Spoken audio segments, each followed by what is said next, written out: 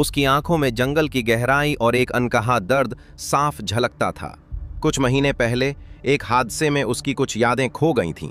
जंगल में एक गश्त के दौरान उसका जीप पलट गया था।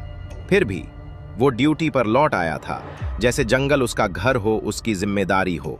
उसे एक नया केस सौंपा गया। जंगल में एक युवा वैज्ञानिक की रहस्यमयी मौत। उसका नाम था माया।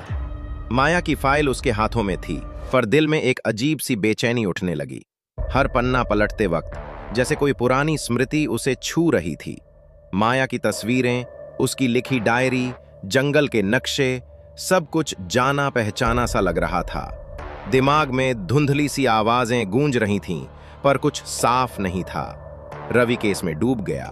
रातें जंगल में भटकते हुए, दिन सवालों के जवाब ढूंढते हुए बीतने लगे। जंगल की हर पगडंडी, हर पेड़, हर निशान उसे कुछ कह रहा था। एक पुराना कैमरा ट्रैप जिसमें माया की आखिरी तस्वीर थी, एक जंगल का किनारा जहां उसकी डायरी मिली थी, एक टूटा हुआ लॉकेट जो रवि को अपना सा लगा। सब कुछ उसे उसी ओर खींच रहा था। एक रात जब जंगल में कोहरा छाया था, रवि उसी जगह पहुंचा जहां माया की लाश मिली थी।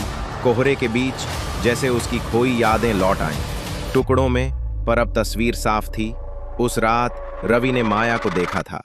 वो जंगल में अवैध शिकारियों के खिलाफ सबूत इकट्ठा कर रही थी।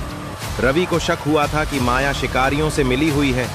गुस्से में उसने माया को रोका और झगड़े में उसने उसे धक्का दे दिया।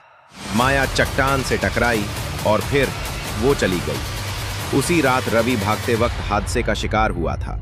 उसकी याददाश्त चली गई थी। अब सच सामने था।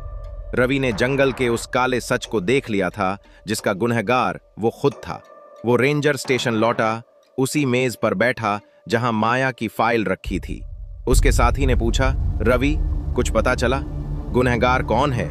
रवि ने गहरी सांस ली, आंखों में सच्चाई का बोझ लिए और कहा, हाँ, और वो यही बैठा है। उसने अपनी रेंजर की टोपी उतारी, अपनी बंदूक मेज पर रख दी और बोला, जिस दिन मुझे सच याद आया उसी दिन मेरी ज़मीर जाग गया।